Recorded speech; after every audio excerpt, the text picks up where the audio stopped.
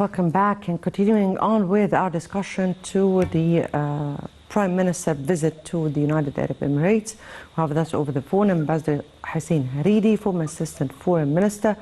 Thank you for being with us. Hello. Hello. Hello, Ambassador Harridy.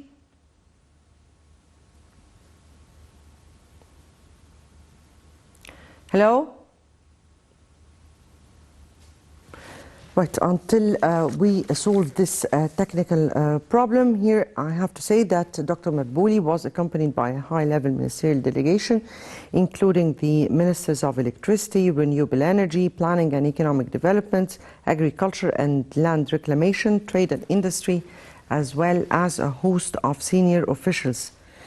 And upon the Prime Minister's arrival at Abu Dhabi, he held a meeting with a number of senior United Arab Emirates investors to brief them on the promising investment opportunities in Egypt and incentives offered by the government to attract the foreign direct investment, or rather to attract more investments to Egypt.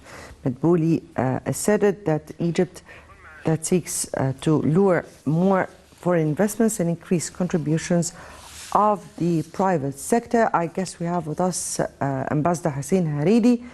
Good evening to you, or rather good afternoon, sir. Good afternoon, madam. How are you? Fine, thank you so much. And I guess we're starting with this important visit of Prime Minister Dr. Madbouli to Abu Dhabi, where he is to launch the Integrated Industrial Partnership Initiative with the United Arab Emirates and Jordan. How do you view this important initiative at this very particular time between or among those three countries? Well, I recall that the then Crown Prince of Abu Dhabi, who became the President of the United Arab Emirates, Sheikh Mohammed bin Zayed, attended a summit meeting that brought together Egypt, Jordan, and Iraq. So I guess that the initiative that is being launched in Abu Dhabi, that will bring the three countries, the United Arab Emirates, Egypt, and Jordan, into some kind of economic initiative that falls into the context of the meeting, the four-party meeting that took place some weeks ago. Of course, the regional cooperation, inter-regional cooperation in the economy and in finance is a precondition for future prosperity for the peoples of the Middle East, particularly Egypt and the other Arab countries that are not dependent on oil as the main source of their income. Right. If we speak about opportunities of cooperation, particularly on the economic side among the three countries, Egypt, the United Arab Emirates, which is one of the biggest economies in the Middle East, and Jordan. How do you view opportunities of cooperation, particularly that Egypt is trying to put all the strength behind the industry or the industrial part, and is trying to depend on the private sector? Well, madam, we have to. I speak about Egypt. Okay, we have to adopt a vision, a common vision for the future when it comes to the economy, and this would entail an agreement on whether we will be stressing the traditional economic fields, or we will bet on the industries of the future or the challenges of the future in let's say, in cloud computing, in semiconductors, in information technology. So I hope that we in Egypt will elaborate, will articulate a vision, a holistic vision, a comprehensive vision on how to proceed, how to tackle, to meet the challenges of the future, and not only the challenges of today. Following the discussions, the debate in Egypt on economic development, I have the sense that we keep speaking about the same issues, about the same problems. But of course, this is necessary. But also in the meantime, I would like to draw the attention that we should really think about the future. When reading on the latest Quad meeting in Tokyo, the Quad, I'm referring to this alliance or this bloc of the United States, India, Japan, and Australia, they are speaking about cooperating cooperating for the future prosperity of their countries in fields that will be the keys to progress. So I hope that when it comes to a debate on Arab economic partnerships, that these partnerships would include that very essential component for future progress in their debate matter. We're speaking here about an industrial partnership initiative. We're speaking about how the three countries are very much into giving industry a kind of a strength in order to help their countries move on with their economies. How important would be such an integrated initiative, and what kind of opportunities among the three countries? Well, it's too early. It's too early. We have to see, Madam, it's too general to speak about an industrial initiative between the two countries. We have to see a specific, a more detailed roadmap on such cooperation. At the present stage, of course, the objectives and the goals are worthy of admiration and maybe I would say praise. But as we say, the devil is in the details. We have to wait until a joint statement, let's say a statement that would come out of these meetings in Abu Dhabi about the fields of industrial cooperation among the three countries. I understand that Egypt is the most industrialized countries among the three mentioned. So I personally speaking, I would prefer to wait to see the final communique to be able to discuss the opportunities of such a partnership, if I may call it that way, Madam. Yes, indeed. We'll be waiting for much more to come from this visit that has just started today. Now we move, Your Excellency, with an important or other important development in another Arab country, Tunisia. And the Tunisian president has decreed July 25th a referendum or a constitutional referendum. How do you view such a step?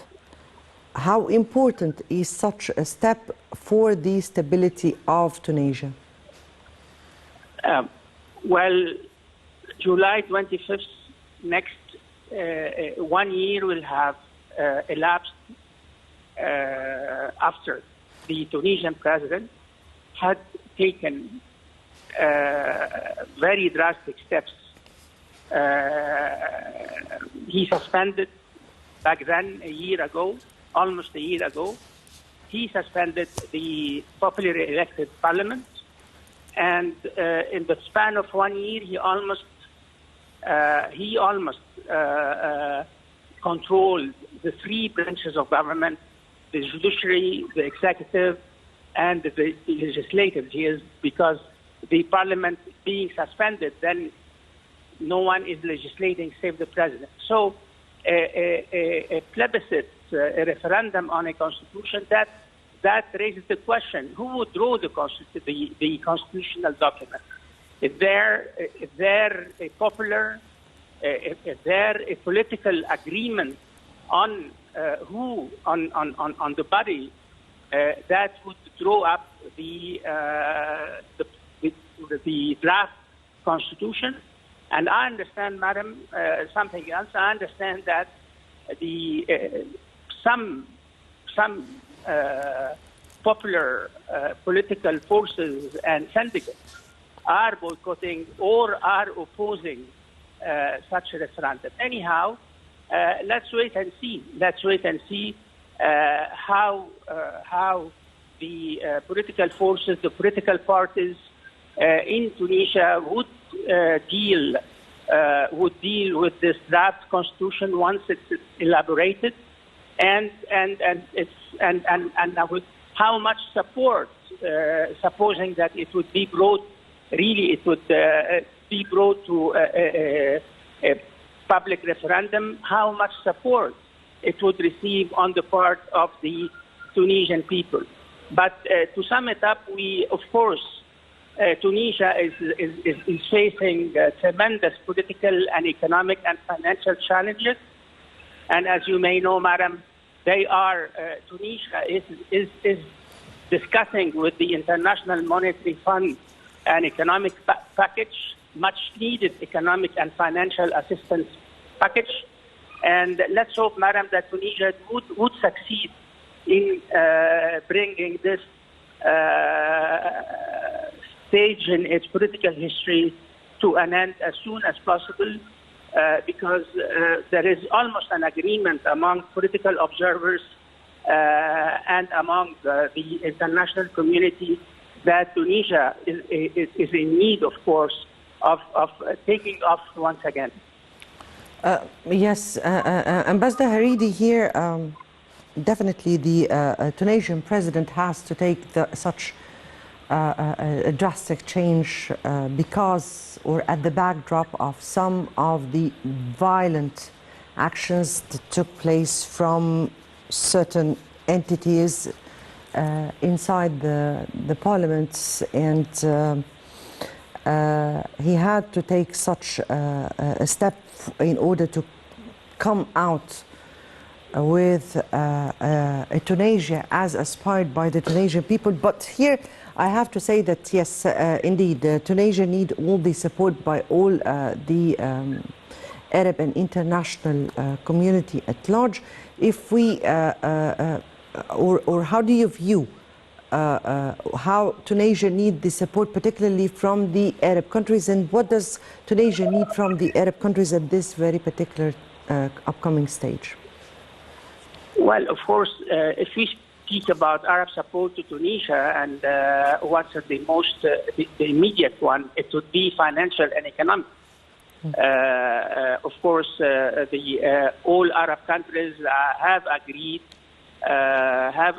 that Tunisia, the stability of Tunisia, is a cornerstone for security and stability in North Africa and in the Arab world at large.